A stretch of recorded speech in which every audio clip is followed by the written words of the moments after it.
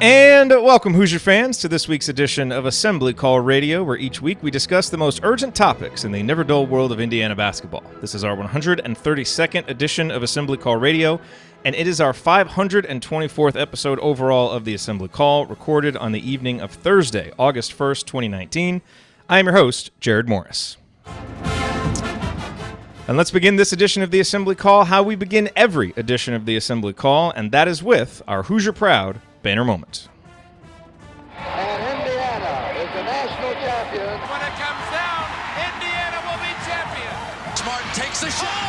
The Hoosiers have won the national championship.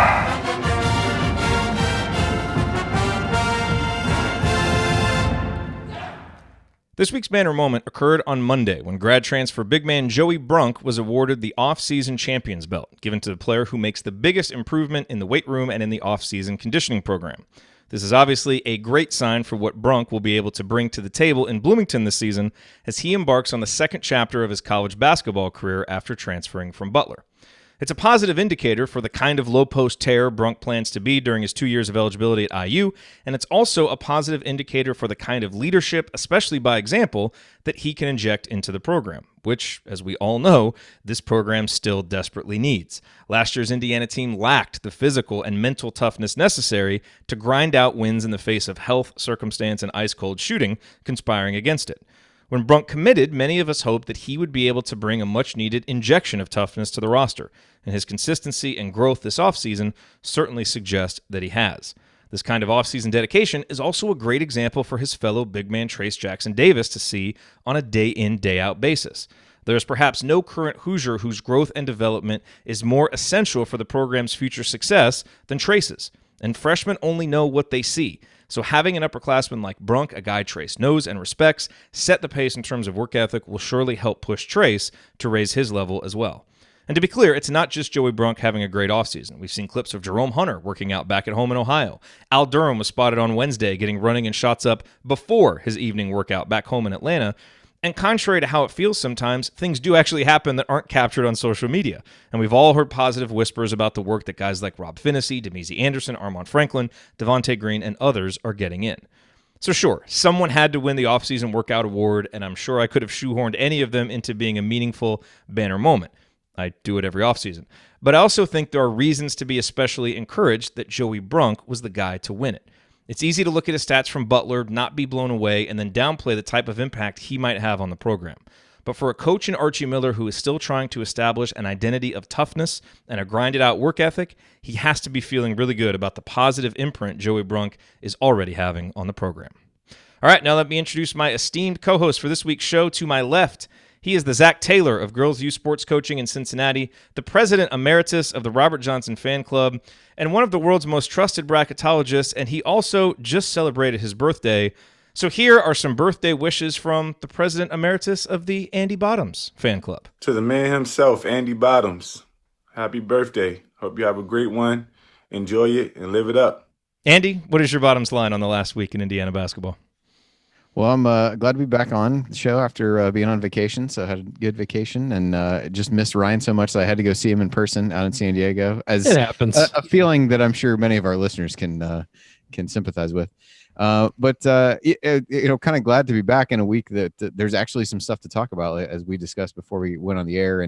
And to me, it really has to be the Trey Galloway commitment, which hopefully is the first of some additional dominoes to fall.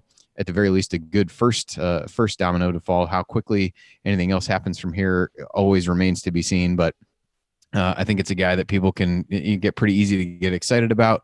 You really start to see, as we have in these last couple classes, like the kinds of guys that Archie is really looking for, the characteristics, not necessarily basketball skill wise, but just in terms of mentality and some of those things, the defensive versatility that he should be able to bring. And again, a guy that feels like he can be a really good foundational player, a 4-year guy in all likelihood, barring something unforeseen, and a guy who can really set the tone from a a mentality standpoint, and all the things that you hear from high school coaches and everybody else, thinks that he'll really be able to bring a lot to the table immediately. Maybe not score a whole bunch, but I think do a lot of little things that people are going to like. And so, again, hopefully it's the first of many commitments that we can talk about, but an exciting one that we'll talk about more on the show for sure. But that, to me, was the biggest news that we've gone through so far. And to my right, he is a senior writer at the Big Lead, an aspiring but still currently unemployed shot doctor, and the man behind the curiously verified Twitter account Rumors and Rants, an account that once provided an insightful cornucopia of sports observations and news, but that has now devolved into little more than Fernando Tatis Jr. erotic fan fiction. He is Ryan Phillips. Ryan, what is your rant on the last week in IU basketball? You're just jealous, White Sox fan. No, I think that, by the way, thank you, as always, to the White Sox fan in the room. You said that last time you were on. I know. For the next 20 years, I thank you every day. Yeah, I think it's the Trey Galloway commitment is what you've got to talk about. And it's not so much that you get Trey Galloway, it's that you finally sort of broke the seal on that recruiting class, and you hope that things start to come a little bit faster, because once you get a guy in, he's recruiting his friends, he's trying to get other guys in there. And when you have somebody in the recruiting class recruiting you, it has more force than the coach is recruiting you or the team recruiting you. This is a guy who can convince you, hey, I went here and this is why I went there. This is what I see.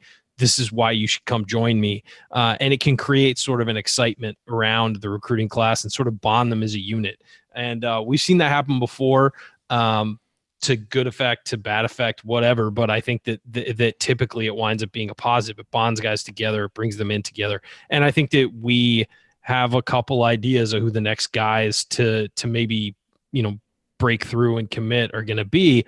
And I think Trey Galloway is going to have something to do with that. I think that he's going to be able to maybe help out in bringing some of those guys across the finish line. So really a good thing to see that they get that done before the school year starts, get that locked in, and hopefully have some more to follow in the next couple weeks.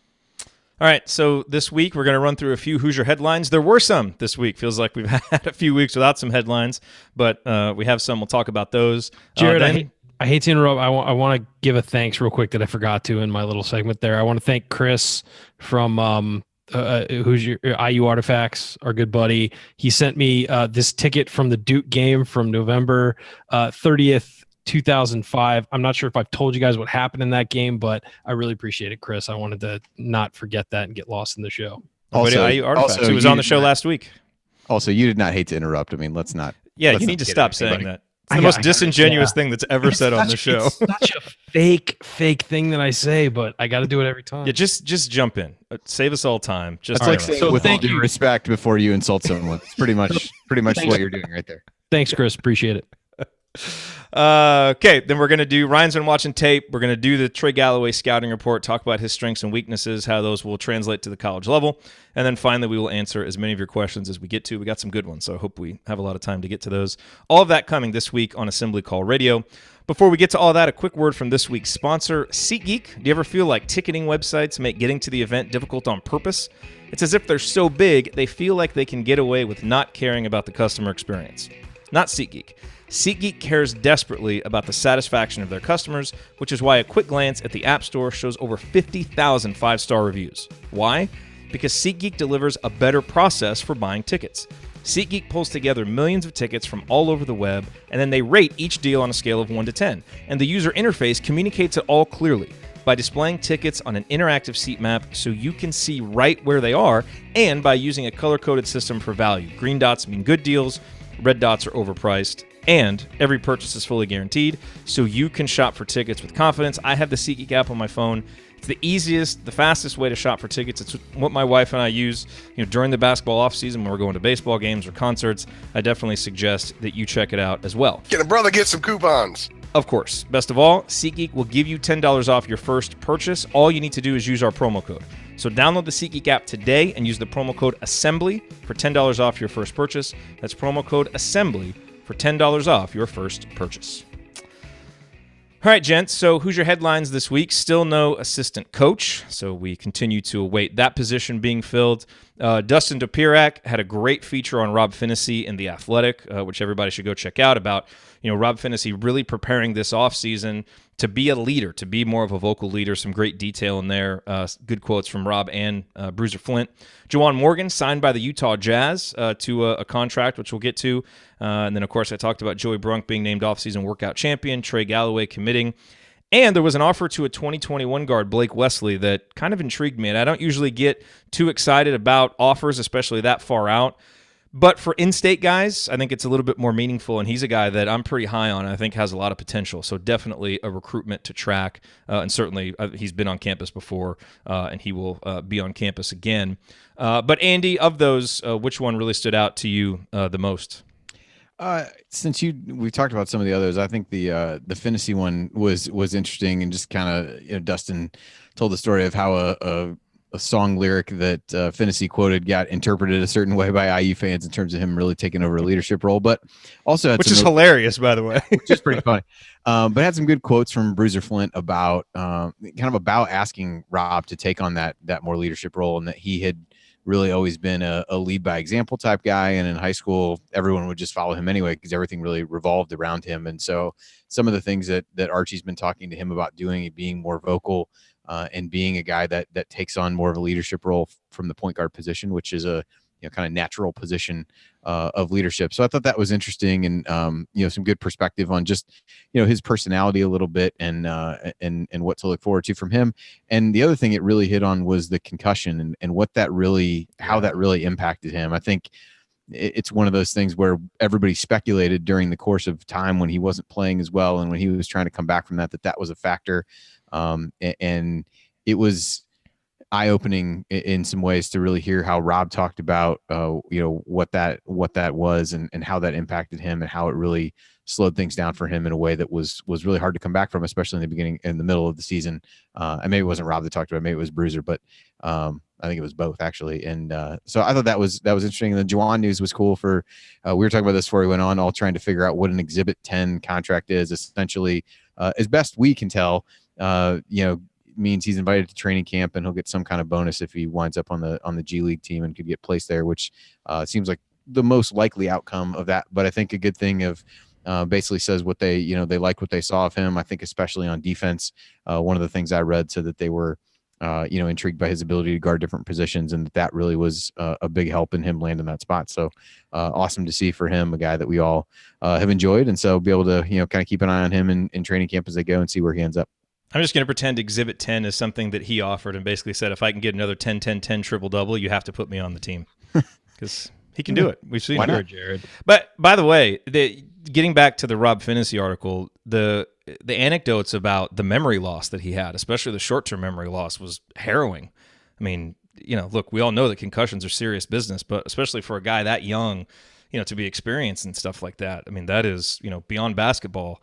It's just scary stuff. So, it sounds like he's made a full recovery, and hopefully there's, no lingering effects of that. But it's scary reading that. And I also want to say, Dustin Topirak, good friend of the show, he's been putting out some really good stuff at The Athletic. I feel like he's always been good. I think he's taken it up another level. I know I've had this conversation with a few people. I had some issues with The Athletic when I first signed up with them, just because, I didn't think they handled a couple things very well. And I canceled my subscription. Handle something well. Yeah, I know. But I had to get my subscription back because it's just too much good content. And so if you're on the fence about going there, they've got my recommendation, and a big part of that is the work Dustin's doing. So keep it up, Dustin. I wanted to mention, I think Dustin, I've followed Dustin's work for a long time. We were so I would say colleagues, because we worked at different papers, but at the same time covering the same stuff. And he's always been really good.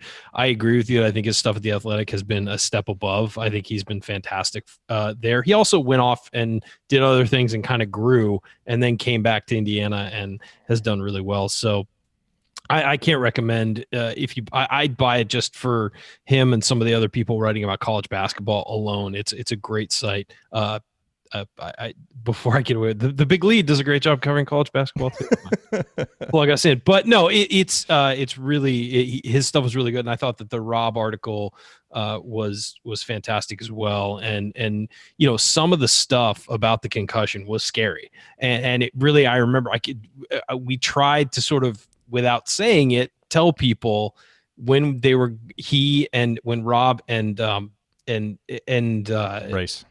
race, but I was going to say, and other guys kind of go through this kind of thing, you have to always be super cautious because of the issues that can come up. And, I remember hearing people say like, hey, football players are back after a week after a concussion. Well, the chances are they're being rushed back because they're being told they're going to lose their spot if they don't play. And there's this ridiculous fake masculinity stuff about being able to overcome it. When it deals with a head injury, you've got to be careful. And that was the worst narrative of last season. It was terrible. And it drove me nuts because anybody who knows anything about the science of concussions, and the information's out there, folks, read it for yourself. You have to be careful with that stuff. And also, it's not even just about the stuff you're going through. If you're not fully healed, the chances that you'll get another one and make it even worse and have it be a 6-month thing as opposed to a 6-week thing are exponentially higher. And that's why they take so long to come back from them. And they should. And I'd rather lose Rob for a couple weeks during his freshman season than lose him for a year. And I think that we all have to realize that moving forward, the science of concussions and the way that guys are treated with concussions in every sport, whether it be football, basketball, baseball, even is starting to deal with it. It's going to change. And the way they treat these guys is going to change. And the way that they treated Race and Rob that's the future of how people are going to deal with concussions in sports. Maybe not football, but the other ones for sure. By the way, comment in our chat, didn't realize Rob's injury was that serious. Yeah, and that's why these articles coming out are important. And that's why giving access to the players so they can tell their story and let you in a little bit is important. Because I think it's important for fans to understand how serious that was, to kind of understand why last season went like it did, especially from his perspective. So I'm glad that they gave that access. I'm glad the article was out there.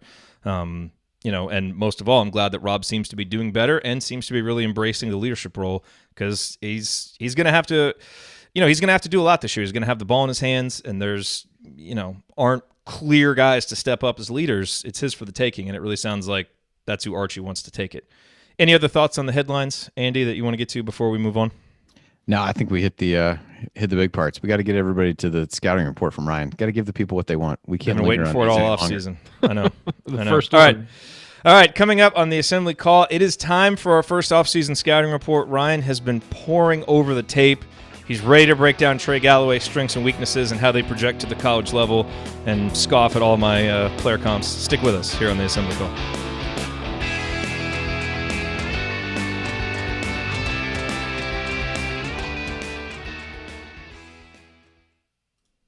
All right.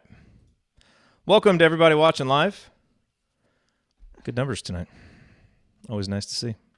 Well, there's something to talk about. So, man, gosh, you think back to last season. I mean, if Rob doesn't get hurt, he was just serious question. I know. If he doesn't get hurt and just continues on that trajectory, and he would have gone through ups and downs in Big Ten play, sure, because he's a freshman, scouting reports, all of that.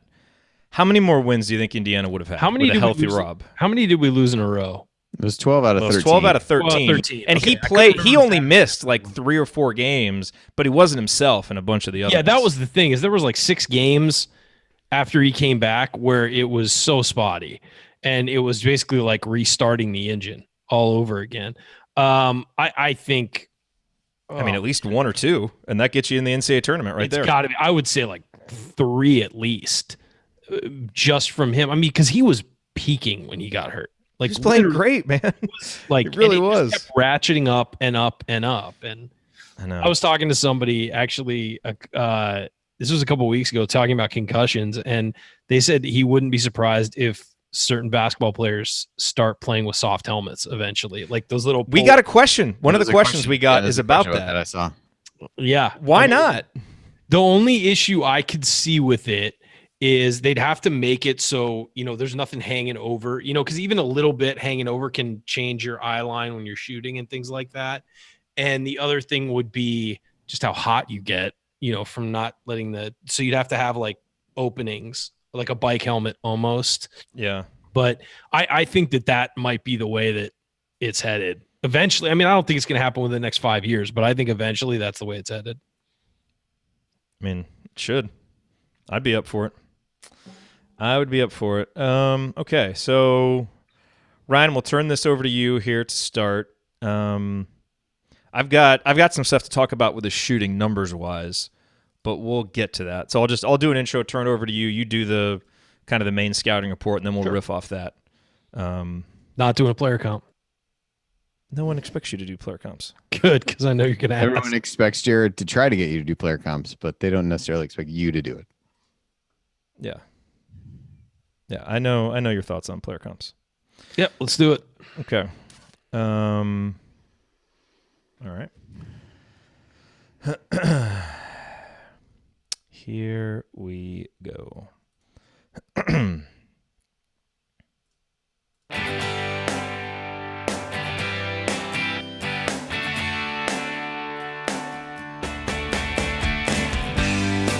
Carson Edwards here, and even though I'm teammates with Romeo Langford, I'm still never going to listen to the assembly call. But go Celtics. Thanks, I think, Carson. Welcome back to the Assembly Call. You can find all of our content at our website, assemblycall.com. And if you ever want to participate in our unedited live broadcasts, or at least the live chats during our unedited live broadcasts, or watch those replays, then check out our YouTube channel, youtube.com/assemblycall. I'm Jared Morris here with Andy Bottoms and Ryan Phillips. And guys, we have a commitment. And you know what that means? It means Ryan watched the tape, has our scouting report ready, and so we love to do these segments to really try and give you guys as detailed a scouting report as we can of these players. Sometimes we've seen the players play live. Most of the time, it's really more about watching them on film. But with that said, Brian, this is what people have been waiting for, and finally now they're going to get. This has to be the latest into the offseason that we've done one of these. Probably, yeah. Over the last couple of years, I would think so. So Trey Galloway, 6'4", I'd say about 180. He's listed at 200, but there's no way. Just looking at him, he's probably about 180. The 24/7 composite has him ranked in the 170s. I'd put him, and 24/7 has him 121. And I would put far more stock in what 24/7 has to say than any of the other. I think they've updated most recently too. Well, and also their rankings are just more reflective. I'm sorry, they always have been. ESPN's are completely moronic. Scout and Rivals and all the other ones, I just don't even pay attention more. I stick with 24/7. But so with Trey, Culver Academies won a state title in 2018, lost in the finals last year. Really wants to. He's said in every interview that his goal is to win one this year. I like hearing that from a guy. It's not just about getting better. It's not about college. It's not about recruiting. It's about he wants to win that state title. Appreciate that attitude. Just from the start, he's a very well-rounded player. I think he can do pretty much everything on the court. But I will say, there are some negatives to his game that are going to come and that he has to work through. First thing, I think he's an average athlete. I don't think he's a great athlete. Let me finish, Jared, before you dive in. The podcast listeners can't see my faces. He needs to get quicker. He needs to get stronger. Stronger is something that all kids going into college have to get, but he needs to get quicker. His first step is incredibly slow for a guard. He kind of just glides into his first step. There's no real burst when he's going to the hoop. I think that his vertical has improved. You've seen it improve in his film. If you watch him going back to sophomore year through now, he's definitely getting more athletic and unlocking his athleticism more. When he wants to get up, he can, but usually he only does that when there's nobody in front of him. He doesn't use his athleticism to get to the rim unless there's nobody in front of him. He's not going to dunk over somebody. He'll lay it in around them and things like that, and he gets crafty with the ball, but he's not a guy who is going to go up and over people. I think that there's more there. I think he might have some springy athleticism to him that has not come out yet. I think he's a willing finisher. He will attack the basket against anybody, and he's aggressive with it. He can finish in traffic. It's usually a soft finish, though. It's not a strong finish. He goes around people. As I said, he gets crafty with the ball around the hoop, which is good. He knows how to get the ball in the basket, but he's not going up strong into people and making them react to him.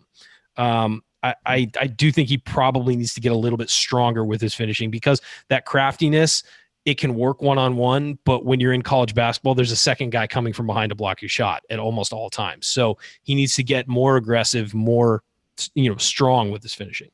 The one thing that stood out to me is I think he's a phenomenal passer. That stood out above anything. His court vision is outstanding. He's an excellent passer. Even when he has an open shot, he'll pass the ball to a guy who has a better one.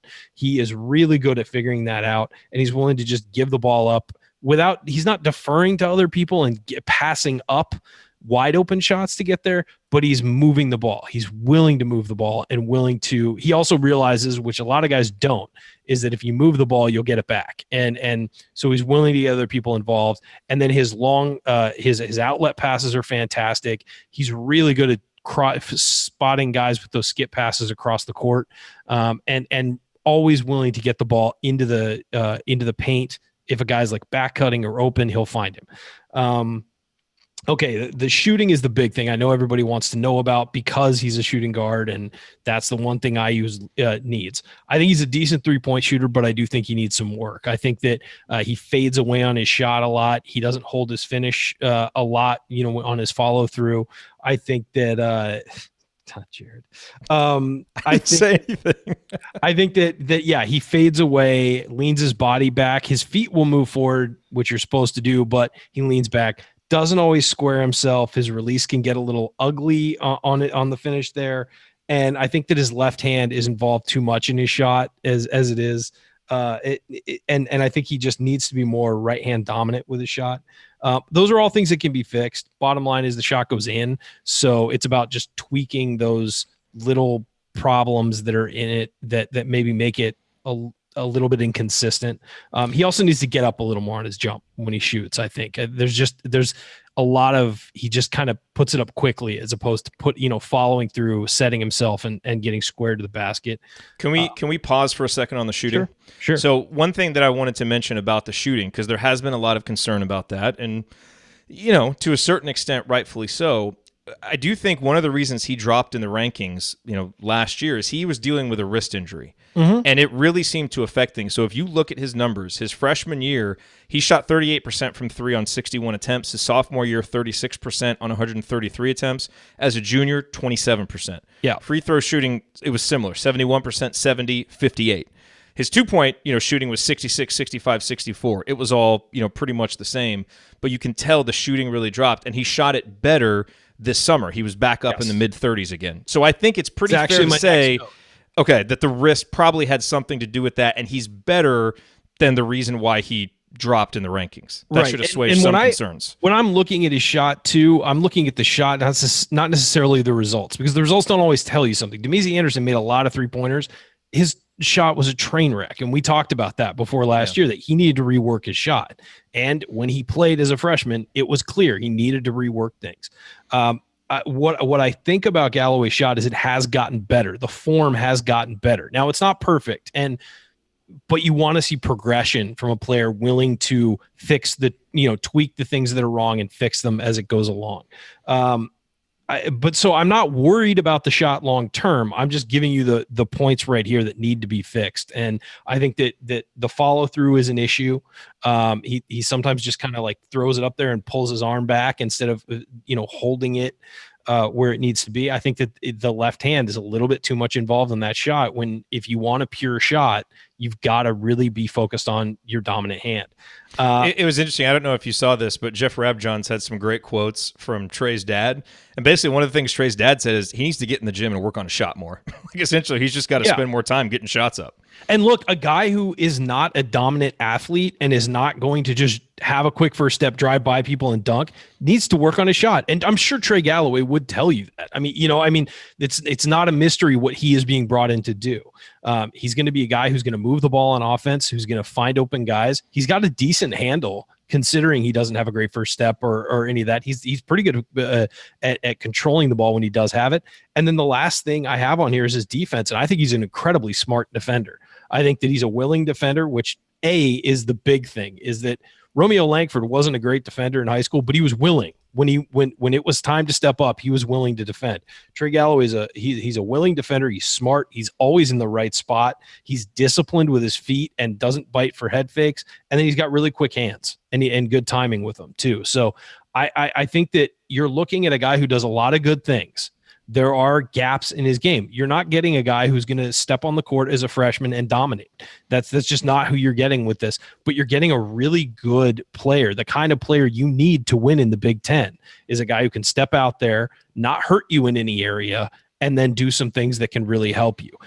The shooting is the thing that needs to be worked on. And he also needs, to work on his athleticism. There are things you can do to make yourself a little bit more athletic, a little quicker, all that stuff.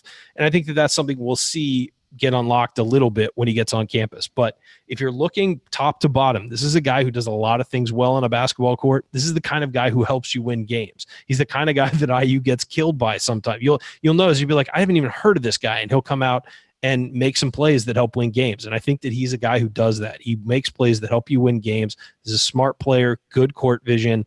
And, there are some things that need to be better. And that's why he's not, but again, every guy who's not a 5-star and who's not in the top 30 needs to work on some things. And so I'm not trying to be negative about Trey. I'm just saying, I think there's some things in there that need to get cleaned up and need to get worked on. And the shot's one of them. You need this guy. Trey Galloway needs to be able to hit threes consistently to be a good player at Indiana. He can do a lot of things on the court, but if you want this guy to be a really impactful player, he needs to be able to knock down threes. So I would agree with you. I think that's the thing he needs to work on.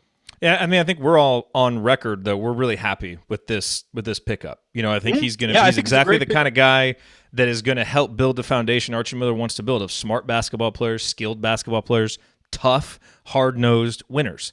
And, obviously you have to bring some skill to the table, and he does. And it's interesting, Andy, that, as Ryan went through that, and that's a really good scouting report, you mentioned defense almost in passing at the end for like 30 seconds. And that's a kind of a harder thing to scout on a lot of the, the tape that's available, but it may be his greatest strength. And, clearly we know how important that is to Archie. And I think for him, when it comes to being able to come in and contribute early in his career, his just defensive instincts and defensive willingness and toughness on that end, that's what's going to get him on the court. And then obviously if he can, make shots and do some of the things you talked about offensively, Ryan, that's what'll keep him there. But I'm really high on him as a 4-year player who's really going to do a lot of good things for Indiana. I'd agree. Yeah, I think dependent upon what happens otherwise with the roster next year, you can see a scenario where the things that you need him to do immediately are the things that he's best at. So being able to defend multiple positions, just coming out playing hard, being competitive, like those are things that he'll be able to do right away. He's not going to be asked to score when you think about, for the most part, who you'd expect to be around when he steps onto campus. So I think it does give him a little bit of runway to build up to what he can be without having a ton of pressure to walk in the door immediately and play a ton of minutes. But yeah, I mean, I think it seems like the words that you hear over and over about him are just tough and competitive, and you add those things with the defense, and it's not hard to see why Archie was intrigued by him. And I think those are also the things that are going to motivate him to get better and to work on the things that he needs to work on. So I think we'll be a really good guy from a leadership perspective and all those things as well. So I think it's a good pickup. Like Ryan said, anybody outside of the top 30, probably maybe even the top 20 or lower than that, you're going to be able to poke holes in their game and figure out things that they don't do well. But I think he has a lot of varied skills and will be able to contribute in a lot of different ways. Ryan, something I don't know if you mentioned. If you did, I apologize. But something that really jumped out to me watching him is his cutting. He is a hard cutter. I mean, he cuts hard and he's smart. And it's been a while since we've had somebody like that.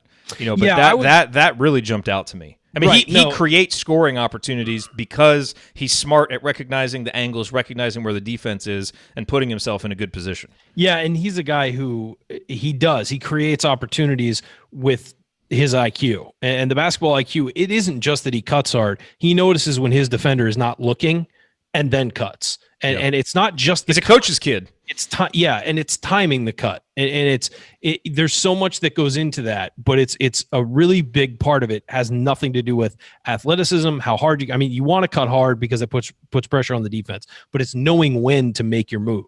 And that is what he's great at. He's very good at finessing other guys into bad spots and then getting to where he needs to get to. I think that, again, as I watch this, The first step is key, though, and that counts on cutting, that counts off the dribble, whatever. He kind of glides through his cut. And yeah, he'll get there fast and he'll get his momentum going and get there.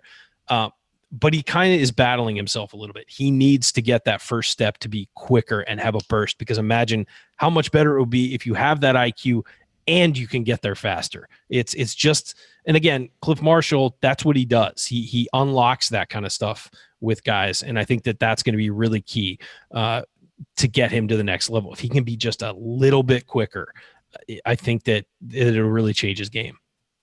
Yeah, and one thing I would say in some of the recent video I've watched of him, I know you said he needs to get better as a finisher and with the athleticism, and I do think that's true, and I think there's some of the craftiness and scoop shots that work in high school, he's going to have to transition to that because they're not going to work as well in college. But I think he has gotten a little bit better as a finisher in some of the recent film of watching him. Like, he seemed much more able to get out on the break to go over people a few times and dunk. So I think, to your point, his athleticism has improved.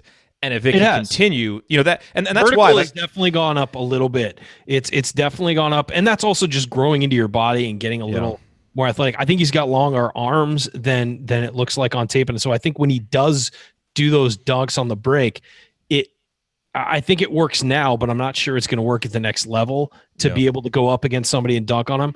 And that's really what I'm considering when I look at this. And yeah, when he's on the break by himself, he'll do it. He'll go up and show some vertical, but I don't think right now he's got the confidence to go up over a college player and dunk. And so I think that it's something that needs to keep coming. When I watch him, watch the way he moves, watch the way he jumps, watch the way he just is on the court, I see an average athlete. Decent average is fine.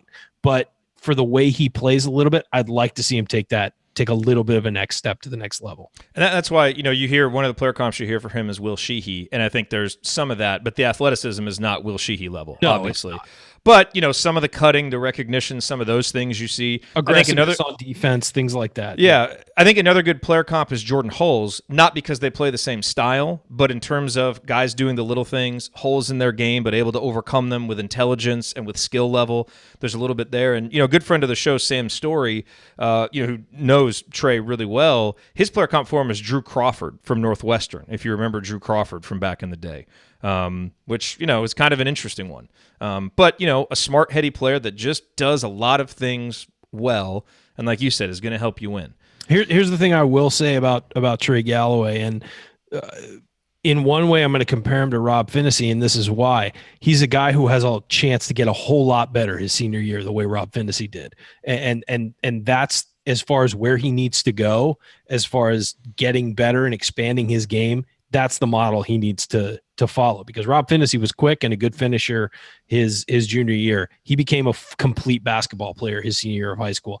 That's what Trey Galloway needs to do. And so that's the guy he should model. Whatever he's doing right now, he needs to model after that, the way that Rob was able to grow in his senior year. Well, a player comp from Ryan. Andy, do you have any player comps or final thoughts on Trey? No player comps, but I do think he has based on his size, we talked about the defense. So I kind of sit points aside, at least initially, and he's got good enough size to rebound. We talk about guard rebounding a lot.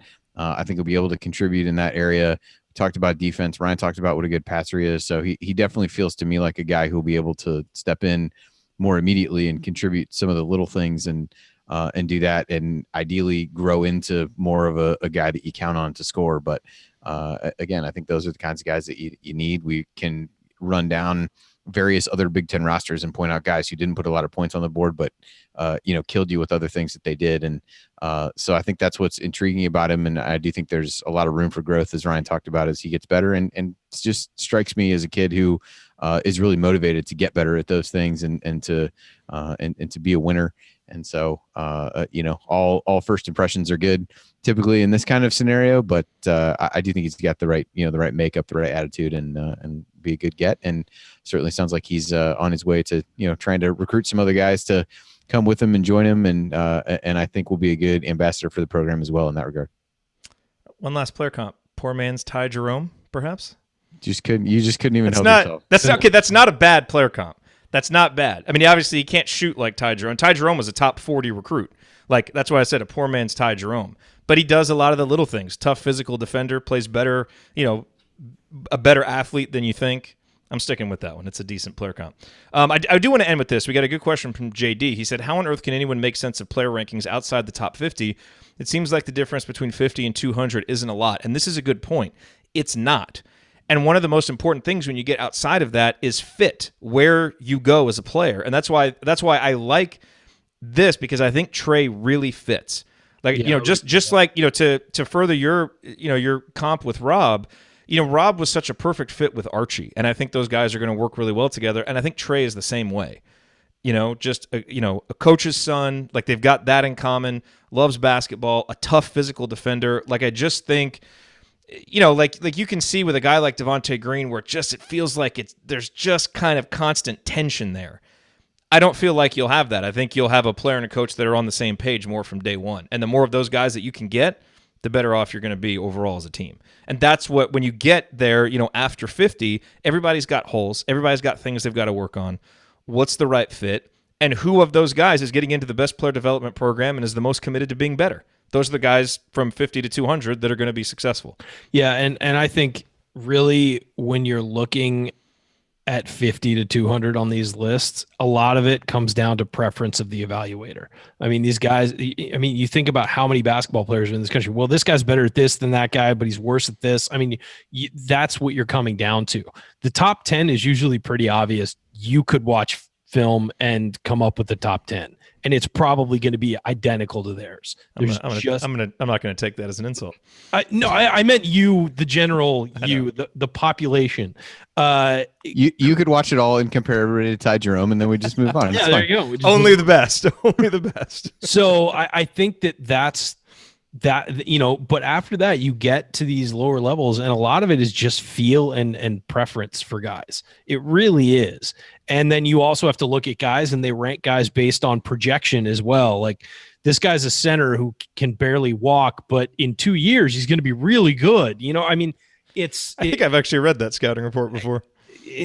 I probably wrote it. But it's a lot of it is preference, and a lot of it is you saw him in person on a good day, and then he went into the tank and you didn't see those games, but you saw some video where he did this or this. It isn't an exact science. So I think that a lot of the personal evaluation by the coaches goes a long way, and that's how you get guys like a Victor Oladipo, who had a couple of really good games when Tom Crean was there to see him. And that's the only reason that he wound up at IU. Yep. Okay, coming up in our third and final segment, we're going to answer your questions, including an interesting solution to Indiana's recent concussion problem that we talked a little bit about before, the off-season schedule, and a fun little hypothetical that pits host against host. We always enjoy those. Stick with us here on the Assembly Call.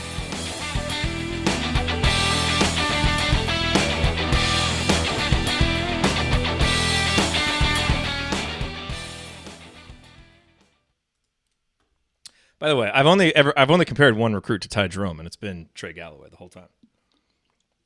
So it's not. More will It just feels like it. But I do, on that point, the point about coaches watching, everything that has been said about Matt Cross is basically that. Like, Archie is just flat out in love with him, basically for the reasons that I talked about, where it's just like toughness, competitiveness, and he's got some skill. But I think Archie is just craving having those guys in the program, so he's not fighting with people to run back on defense and cut hard and be tough. I'm blanking on the dude who committed to Purdue that he wanted to. Ethan Morton. Yeah, he loved him too. He did. I think is it Rabjohns? Rabjohns actually thinks Galloway is better than Morton. He might be, but I don't discount that. But at the same time, it's like, I really. Oh, never mind. Morton, I did compare him to Ty Jerome too. Morton and Galloway blend together. I just went from one to the next. Is that his new Greg Graham? It's going to come up on every show. Well, maybe. No. As Virginia's title fades, but look, Ty Jerome's a winning player, man. Those guys win, but that's the whole point. We haven't had guys like that who will call out their teammates, who are tough.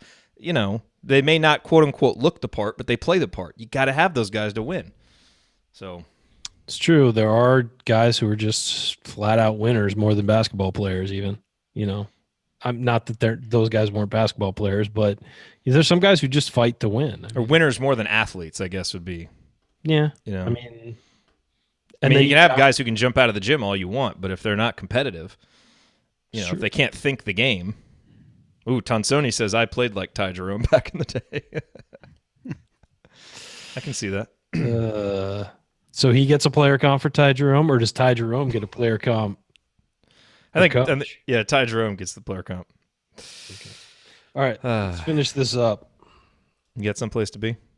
Somewhere with food, yes. Someday you'll eat before the show. I usually do nowadays, but my lady friend came home late from work. So, all right. So we'll just go in order of how I tease these questions, basically, and then we'll hit whatever we have at the end. We can just do on the extra time. Okay. Yeah, I had only glanced at the first one about the concussion thing, so I'll scan through the others. Yeah, I mean, it's a good question. We can just kind of reiterate what we said real quick, so we don't need to rehash too much of that. Yeah. Okay. Here we go.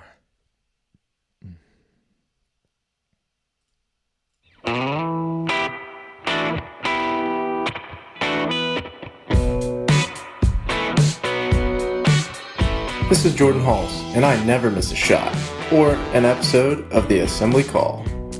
Welcome back to the Assembly Call. Thank you, Jordan. I am Jared Morris here with Ryan Phillips and Andy Bottoms. Remember that you need to be subscribed to our email newsletter. We send out a weekly IU news roundup, even during the offseason, and then after every game, we send out a detailed post-game analysis. Just text IU to 66866 or go to assemblycall.com. That's IU to 66866 or go to assemblycall.com. Time now for the mailbag. All these questions were submitted in our private IU basketball community, which you can learn about at assemblycall.com/community.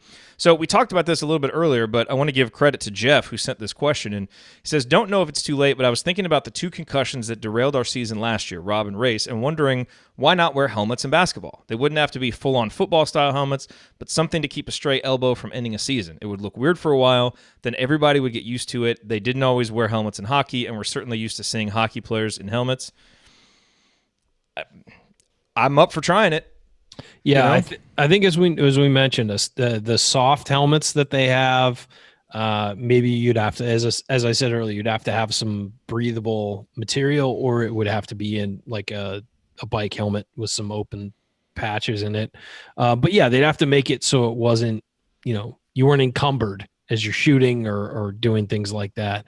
But I don't see any reason that we're not going to eventually see that, because I think the concussions are going to become a huge part of the game as guys get bigger, stronger, run into each other, fall. You're seeing guys hit their head now on the court. That used to be just, shake it off. Now it's you get taken out of the game, you get taken to the locker room, you go through concussion protocol, you might be out weeks. I don't think we're going to see it in the NBA anytime soon, but I think we could certainly start seeing it in high school or younger pretty soon. And once it starts there, it filters up once kids are used to it. And so the hockey helmet point is great. Everyone thought it was crazy when the first goalie wore a mask and when the first hockey player put a helmet on. But eventually that became the standard because it's obvious you need some kind of protection. Clearly basketball and hockey are not the same sport, but there has been a lot of contact and a lot of concussions over the last few years that have been pretty serious. And at some point, protect the heads. I think it's eventually going to start to come around and people are going to talk about it. Yeah, you're seeing it. I mean, you're seeing it more in soccer. I know a couple of the guys in the chat brought it up. And there's some nasty collisions. Those at FC Cincinnati game we went to about a month or so ago. I mean, the goalie just got rocked. Somebody coming in, making a run. And so I think you can see it. And I think that's the kind of style that you would look for. I think to Ryan's point, there'd probably be some modifications you want to make. You certainly don't want to limit your peripheral vision and some of those kinds of things. But I do think there's at least that might be the starting model and then trying to figure it out. And just takes a couple of people trying to do it to try to figure it out. I mean, if it's worth that to you, then you don't really care all that much what it looks like, and you kind of get over that stuff eventually. Rick says, what is the first official day that official practices can begin, and what are the players and coaches allowed to do in between now and then, and when can we expect a full schedule release? So I looked, last year's schedule was announced on August 21st. Oh, they could do it on my birthday this year if they want. Yeah. I mean, we have a lot of it, so, I would anticipate it getting done a little bit before then, but that's when it happened last year. The season begins November 5th. Practices begin in late September, and for the off season, guys can obviously do weight training and conditioning. but they're not allowed to do any type of conditioning that simulates basketball stuff. So, like, you couldn't do shell drill for conditioning. It can't, or nothing with a ball in your hand for conditioning. It has to be, non-basketball stuff. They do get 2 hours per week of instruction with no more than 4 players at a time where coaches can be there. And then obviously they can do any workouts they initiate themselves. They can be at call 24 hours a day if they want to be, but coaches can't be there with them. Yeah, this was the time period when we got the Victor Oladipo stories about him just working out on his own all the time. So that's in this stretch too. It was most of the summer, but specifically at this time because people were on campus like, Victor, where are you going? And he was doing all those legendary couple hours long workouts, then going to class, then lifting, then doing more workouts. And so that, yeah, you can work out on your own as much as you want. Just basically what Al Durham's been doing. Yeah. So, good for Al. Okay, so this last question, we'll see if we can get to all of it here. This is from our buddy Charles. Each of you 3 are playing 2-on-2 against each other. Each team plays each other once, okay? Who from the current IU team is your teammate? So we're playing a round-robin 2-on-2 tournament. We have an IU player as our teammate. He said points are 1s and 2s, score to 21 and win by 2 to make it take it. And he wants us to do it as a draft. I asked him for the draft order. He said Andy, Ryan, then me. I'm hoping that wasn't in order of his preference of host, but it probably was. So, Andy, I'm sure we have basically no time to answer this question either. So I look. No, actually, we do have. We have like 4 minutes, so we can actually, or 3.5 minutes. We got a little bit of time. So, who are you taking, Andy? Yeah, can I trade my pick? You can trade your pick if you want to. I don't know. No, you go first. Well, I'm going to need somebody who's going to erase a lot of defensive mistakes. So that's number 1 right there. So that makes me feel like Trace might be a good person to have to be able to block some shots on the back end there. I don't know. I guess I'll go with him just out of I don't know. I guess as I was thinking about it, that's who I was going to go with. Get the best athlete in a 2-on-2 game. And, if you have a big guy, then you're going to kind of force everybody else's hand because you got to have someone. Yeah. None of us are defending Trace. Yeah, I mean, I'm gonna go with him. I think, like I said, I need somebody to erase mistakes defensively after I get blown by maybe not one of you guys, but if there was anybody else that I got matched up with, I would assuredly be wrecked on the court for sure. Can't wait to hear Ryan's scouting report on my first step. If you're going to take Trace, we have to take a big man, though, because I'm not guarding Trace. Well, that's what I would have done with the first pick, because you force everybody else's hand. Yeah, I guess I'm going to take Race Thompson. I'm going to take Race Thompson. Ooh. Defense, I think he can defend, and then maybe he can pull Trace out so I can post up one of you guys, and I'm bigger than you, than both of you. So that's what we're doing, because Race can stretch the floor a little bit when he's healthy. Interesting. So I was gonna go with a big man. I think I'm gonna take Phinisee. I think I'm gonna take Phinisee and just try. I'm gonna try and play small ball. We're gonna use speed and shooting to beat you guys. I'll try and body up down low. Yeah, good luck. Actually, that's not gonna work. Who was that? That's not gonna work. What was the 2 Holloway quote after that? Xavier, you zip them up. Is that what that is? Because I think what happened to you? Scenario. Like, I think you'd probably have to go Brunk or Justin Smith, I guess, because you got to be able to defend Trace. It depended on if he went with a guard, then you could go. I'd have gone with Al Durham. Like, it was, yeah. But you take Trace and it's over. It changes the whole game. Chad says, haha, Jared guarding Trace Jackson Davis. I don't see what's so funny about that. Good luck. I don't know why that's so ridiculous. You just play his left hand, you make him go right, and you've got him. Okay. I'm sure your insurance premiums are up to date. That's all we ask. Oh God, I don't know how long I would last in this game. Sadly, I think. Well, Jerome Hunter would be a good one. Obviously, if he's cleared for contact, then he's tall enough. He might be able to guard him. Jerome would be interesting. Okay, we got time for one more question real quick. This is from Tom. He says, Justin Smith and Demezie Anderson are the only 2 returning players who were unaffected by injuries during some part of last season. I suspect the pundits and many fans are systematically underestimating the upcoming year's team and its players based on the team's injury-riddled performance last year. Am I A, Pollyanna, B, a sage, or C, something in between? Discuss. I think we talked about this a little bit. I think maybe was it in between segments where we talked about how many games would Indiana have won if Rob Phinisee hadn't been hurt. Yeah. And we all settled on at least one or two, maybe more. And I think that's important to kind of put into your calculus as you project forward, while also, recognizing that the two best players from last year's team are gone too. So what do you think, Andy? I mean, how much do you think that kind of plays into it as you're looking ahead to this year? We got about 30 seconds. I just think based on we've talked about this over the course of the offseason of trying not to fall into the trap of talking ourselves into things. So I'm trying to hold up to my end of that bargain and not fall into that trap of really overstating some of that. I do think the injuries were a huge factor, but I don't know. They clearly were. But that coupled with who you lost versus who you gained, I'm not sure that those things all kind of even themselves out to they're going to be dramatically better than what people think and kind of finish toward the upper echelon of the Big Ten as opposed to in the middle of the pack. Yep. That's it. We're done. No more questions. Okay. That's going to do it for us on this week's episode of the Assembly Call. If you want to see us do the show live, join us at assemblycall.com on Thursday nights for the live broadcast of our Assembly Call radio recording. And you can always subscribe to our podcast by searching for Assembly Call wherever you listen to podcasts. And don't forget to go to assemblycall.com or text IU to 66866 to join our free email newsletter. Thank you for listening. We'll be back to talk IU basketball again with you next Thursday night. Until then. Take it from me, Robert Johnson. Keep your elbows in and your eyes on the rim. And go Hoosiers. Thank everybody for coming out. All right, I got to get out of here, folks. Thank you. And cut. Got so many complaints the last time I did After Dark. I'm not doing it anymore. What's up? What? No, I'm just kidding. I'm just you just set the bar so high. That has nothing to do with. It's like a 30-point scorer, going for 21, and then people on the post-game show complain. They're just taking you for granted. Hey, it's like what we did with Yogi his entire senior year. Sometimes you have to sink the easy putts too. It's. Mm-hmm. Let's see. Hamstrings blowing out everywhere, Joel says. Hack a trace. Yeah.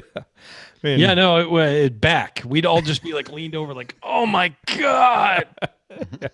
Oh. It would very quickly turn into a game of one-on-one with the IU players just playing against each other. You guys, we'll be fine. You guys go ahead. I'm just going to be over here spacing the floor. Everything's Ryan, fine. can you walk? Check. Here. Take it. Go.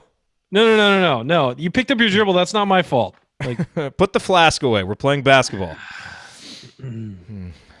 Okay. That was fun.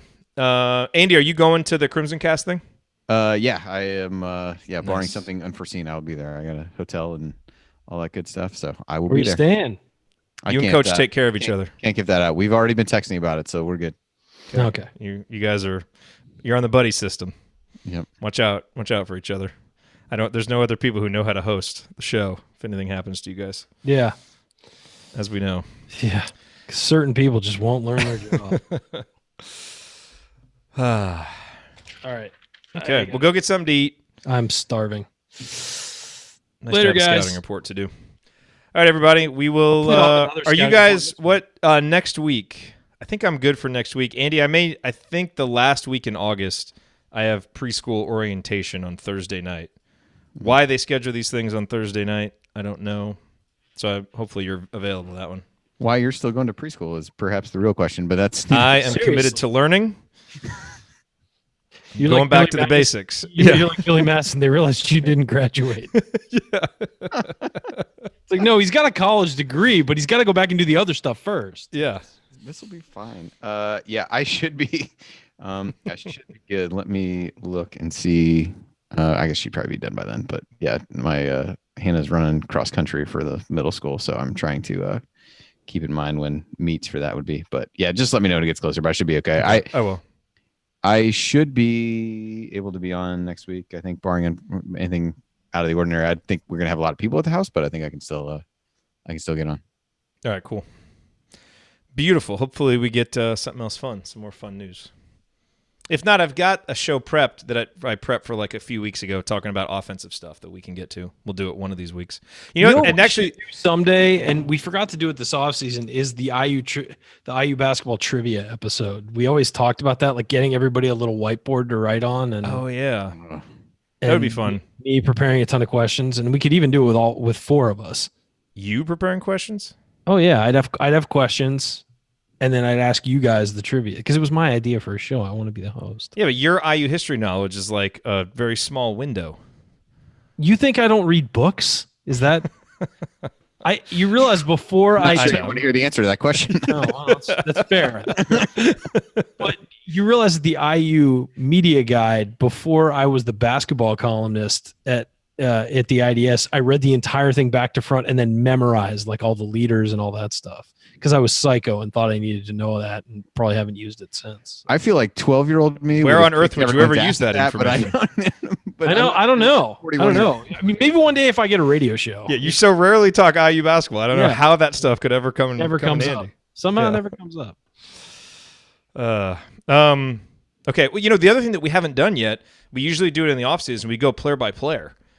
I mean, it's kind of our season previews. Guys' strengths, what they need to improve, so we can always go to those too. Have they officially announced the extra walk-on yet? I have. You're not talking about Childress, right? You're talking about the other guy. No. Was that official? I don't know. I don't remember his name, but he was at the lake with him. Okay, well, it's Cooper Bybee, who's my friend Allie's brother. You met that's Allie's brother? Yeah. Wow. He went to Edgewood. Okay. Yeah. We've got inside information. There you go. I don't know, has that officially been announced? I mean, I don't know. I kind of took it for granted that it had, but I don't know if that's just people talking on message boards or if it's actually been announced. I had been told that it was going to happen, but I don't know if Chad said it hasn't been announced, but he's in the picks. Yeah. Okay. Well, maybe he's not yet, but supposedly that's going to happen.